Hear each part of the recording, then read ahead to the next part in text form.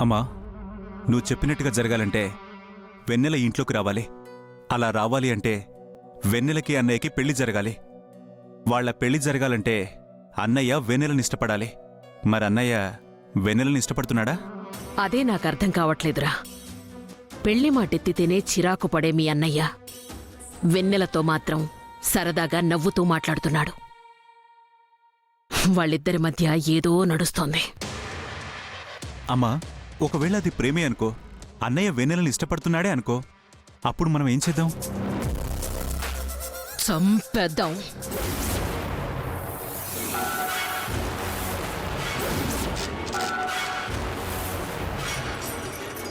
సమస్య వచ్చినప్పుడు పరిష్కారం గురించి ఆలోచించాలి. పరిష్కారం దొరకనప్పుడు ఆ సమస్యనే లేపేయాలి. ఇప్పుడు మన సమస్య వెన్నెల.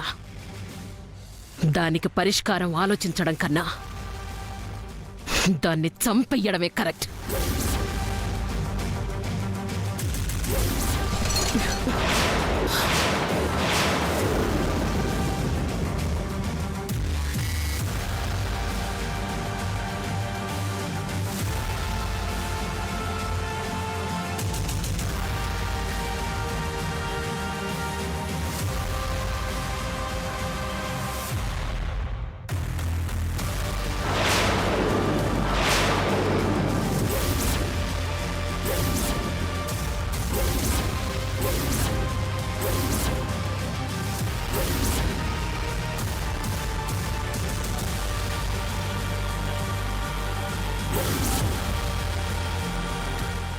నా మనసులో ఏదో కీడు శంకిస్తోంది. మొన్నేమో వెన్నెలని చంపమని చెప్పిన వాళ్ల మీద లైట్ పడిపోయింది. ఇప్పుడు వెన్నెలని చంపేద్దామనగానే నా ఫోటో కింద పడి పగిలిపోయింది. అక్క, ఏదో గాలికి పడిపోయి ఉండొచ్చు. నువ్వెక్కువగా ఆలోచించుకో.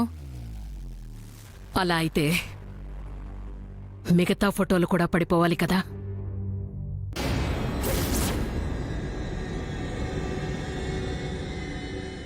నాకేదో కీడు జరగబోతోందని భయంగా ఉంది.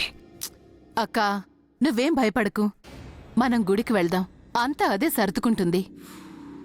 జయరాం, వాసు వచ్చేలోపు కొత్త ఫ్రేమ్ పెట్టించు. అలాగే అమ్మా.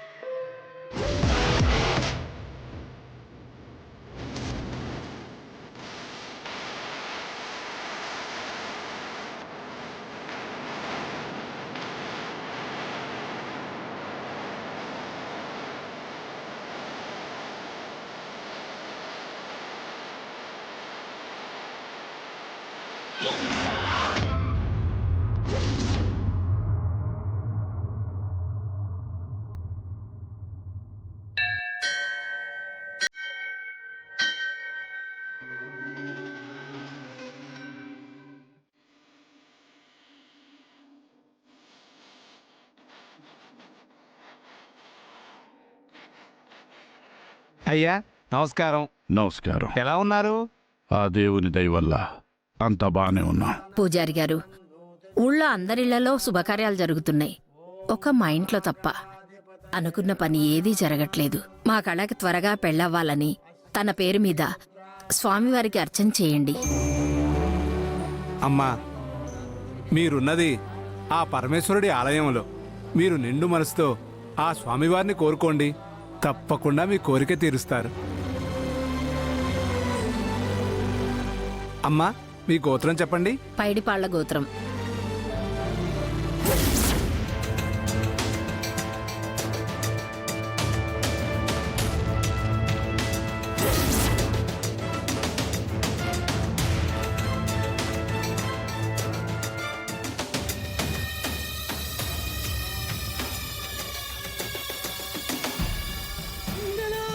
అమ్మా తప్పుగా అనుకోకండి.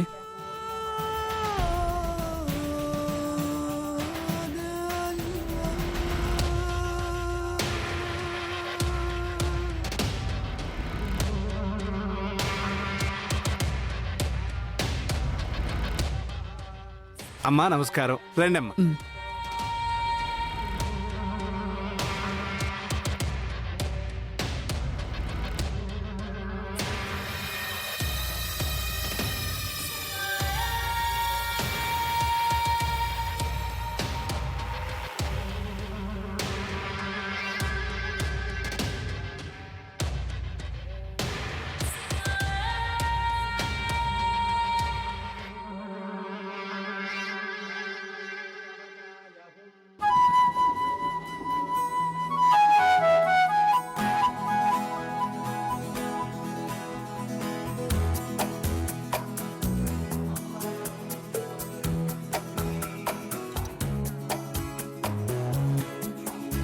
అమ్మా మీరు వస్తున్నట్టు ఒక మాట చెప్తే అభిషేకానికి ఏర్పాట్లు చేయించేవాణ్ణి. పర్వాలేదు, స్వామివారి పేరు మీద అర్చన చేయించండి.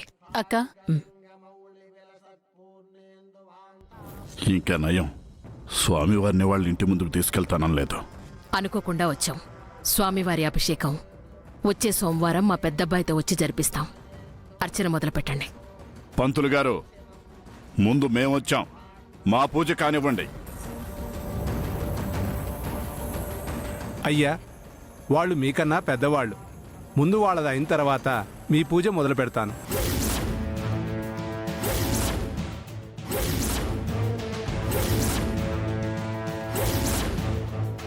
పెద్దవాళ్ళ? ఎందులో పెద్దవాళ్ళు? ఎవరికి పెద్దవాళ్ళు? మాకంటే పెద్దవాళ్ళ? అయ్యా, మీకు తెలియంది కాదు, ఈ ఆలయానికి కావలసినవన్నీ వీళ్లే సమకూరుస్తున్నారు.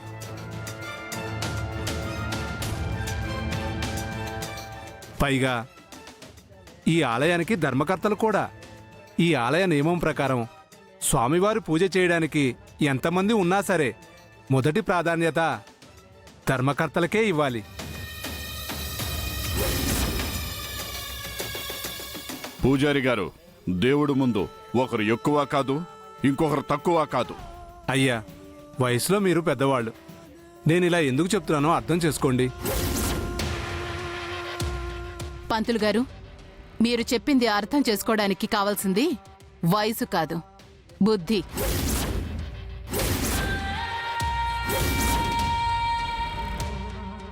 వాళ్ళు మా స్థాయిని అర్థం చేసుకోలేని స్థాయిలో ఉన్నారు.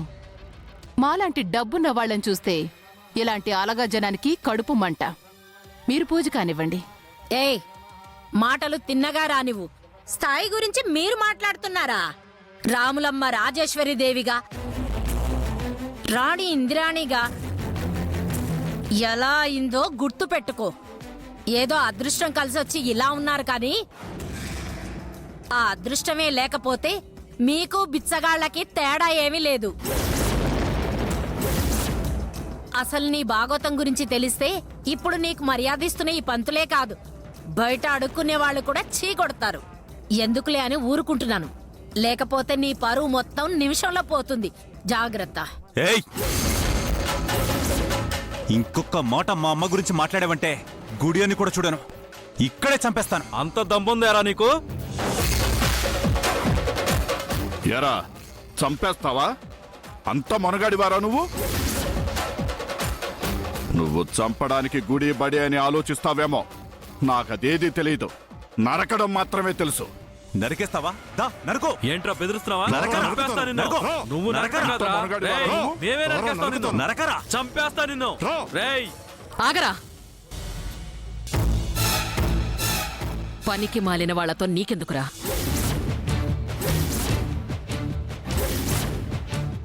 ప్రశాంతంగా ఉండు.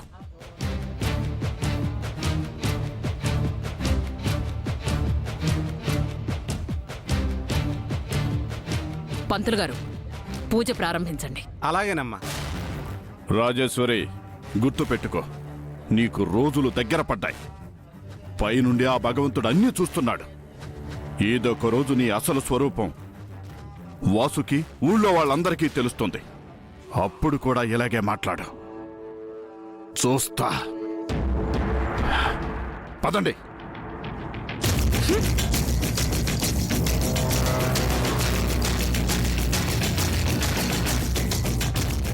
ఓం శుక్లాం భరతనం విష్ణుం శశివర్ణం చతుర్భుజం ప్రసన్నవదనం ధ్యాయే.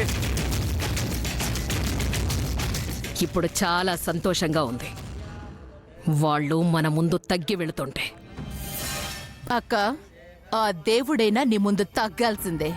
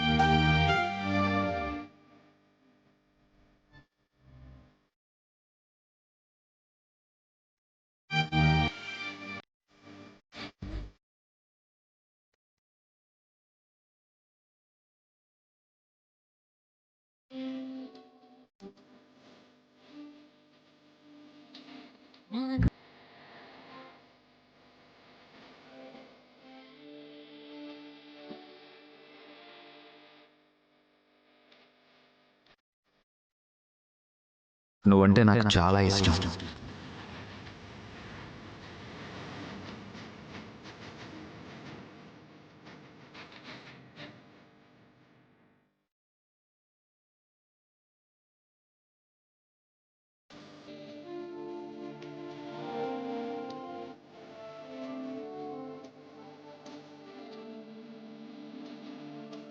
నువ్వంటే నాకు చాలా ఇష్టం.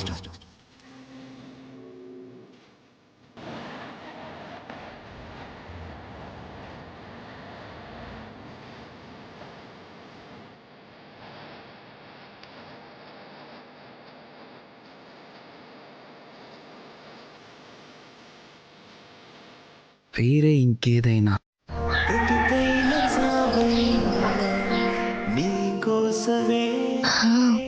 ఇప్పుడు టైం 4 అయింది.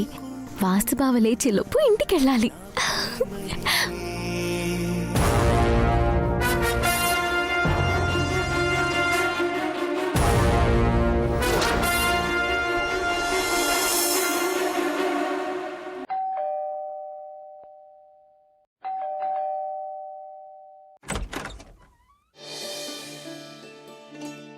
వెన్నెలా, ఆగు. ఏంటి వెన్నెలా, ఇంత ఉదయాన్నే వచ్చావు? అయ్యో అత్తయ్య, మీకు బావ ఏం చెప్పలేదా? నిన్న నేను బావకి భోజనం తీసుకుని రైస్ మిల్కి వెళ్ళానా, అప్పుడు బావ నన్ను పెళ్లి చేసుకుంటానని చెప్పాడు. చిన్నత్తయ్య, మీరేం కంగారు పడకండి. నేనొచ్చాక ఇంట్లో ఏం పనులు చేయక్కర్లేదు. అన్ని పనులు నేనే చేస్తాను, సరేనా? అత్తయ్య, లాయర్ గారు వచ్చే టైం అయింది. నేను కాఫీ పెట్టి అందరినీ నిద్ర లేపుతాను.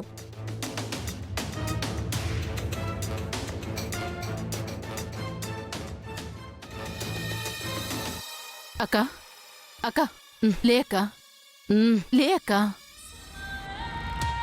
ఏంటింద్రాణి? అక్క, ఆ వెన్నెల ఇంటికొచ్చిందక్క. ఇంత పొద్దున్నే ఇంటికొచ్చిందా? అది ఇంటికొచ్చినందుకు ఆశ్చర్యపడాల్సిందేం లేదు, కానీ అది చెప్పిన విషయం తలుచుకుంటే కాళ్ళు చేతులు ఆడట్లేదు. మన వాసు తనని పెళ్లి చేసుకుంటానని దాంతో చెప్పాడట. నాకొచ్చిన అనుమానమే నిజమయ్యేలా ఉంది. వెన్నెలెక్కడుంది? కిందుంది. పద పద.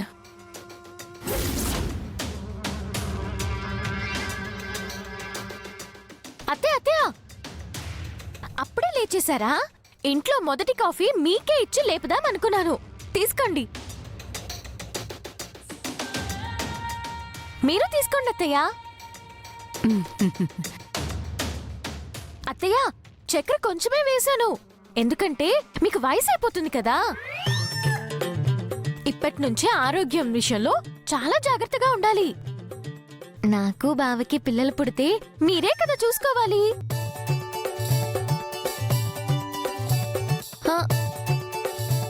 ఇంకా ఏదో చెప్పాలనుకున్నానే. నేనొచ్చిన దగ్గర నుంచి గమనిస్తూనే ఉన్నాను. ఇంట్లో అనవసరమైన వాళ్ళు, అనవసరమైన ఖర్చులు ఎక్కువగా ఉన్నాయి అత్తయ్య. ముందు వాటిని ఆపేయాలి. ఇది నా గురించి మాట్లాడట్లేదు కదా. ఇంట్లో పగలు కూడా లైట్లు వేసుంటున్నాయి, ఎవరు లేకపోయినా ఫ్యాన్లు తిరుగుతున్నాయి, కరెంటు బిల్లు ఎక్కువగా వచ్చేస్తుంది. ఇవన్నీ అదుపులో పెట్టాలత్తయ్య. అత్తయ్య, ఇవన్నీ అదుపులో పెట్టాలంటే ఓ పని చేయండి. మీ బొడ్లో ఉన్న తాళం చెవిలో నాకిచ్చేయండి. ఖర్చు జమా లెక్కలు అన్ని నేను చూసుకుంటాను. మీరే పని చేయకుండా దర్జాగా కాళ్ళ మీద కాలేసుకుని కూర్చోండి. మీ నెల ఖర్చులకి సరిపడా డబ్బులు కూడా మీకు నేనిచ్చేస్తాను. మీరింక ఏ బాధ లేకుండా విశ్రాంతి తీసుకోవచ్చు. అత్తయ్య, ఈ కాఫీ అందరికీ ఇచ్చేసొచ్చేశాక మిగతా విషయాలన్నీ మాట్లాడుకుందాం, సరేనా? అత్తయ్య, కాఫీ చల్లారిపోతుంది, ముందు తాగండి.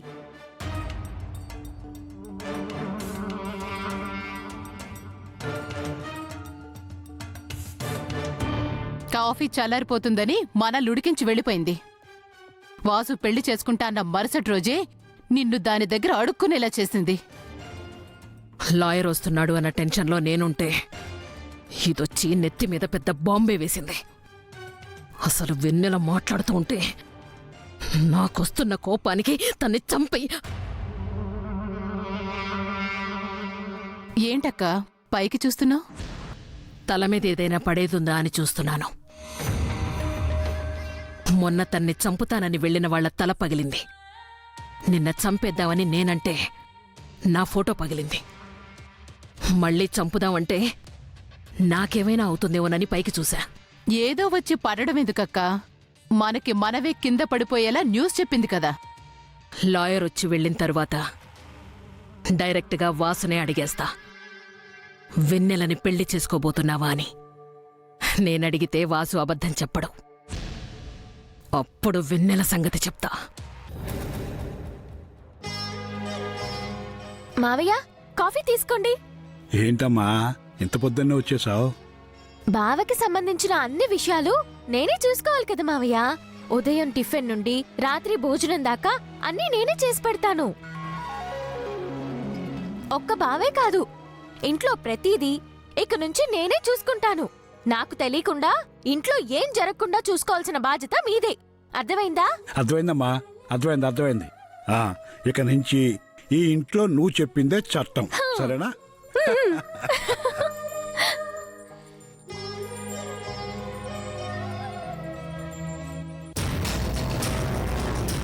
జయరాం, జయరాం, కాఫీ తీసుకో. తీసుకో జయరాం, నీకు నెలకు డబ్బు ఎంత అవసరం ఉంటుంది? నీకెంత అవసరం ఉందో చెప్తే నేనే నీకిస్తాను.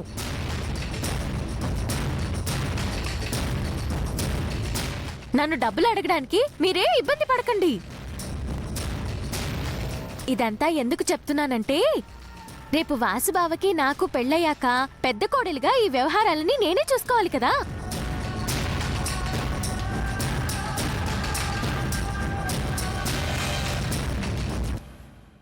బావతో పెళ్ళయ్యాక నన్ను వదినా అని పిలవక్కర్లేదు, వెన్నెలా అని పిలు చాలు. అయ్యో జయరాం, జాగ్రత్త, ఎవరో నిన్ను తలుచుకుంటున్నట్టున్నారు.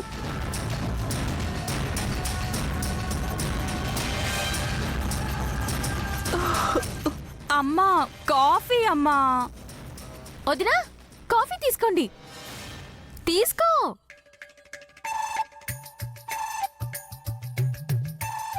అవును, అన్నయ్య లేచాడా? అయితే అన్నయ్య కూడా కాఫీ ఇచ్చి తీసుకో వదినా.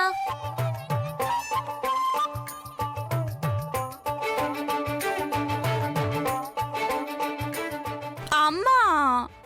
ఏ తాగవే.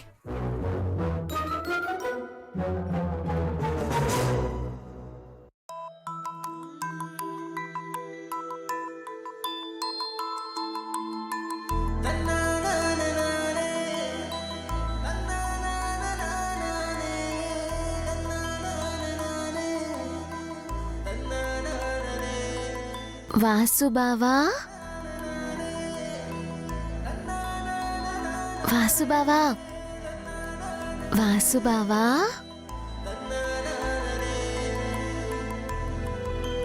వాసు బావా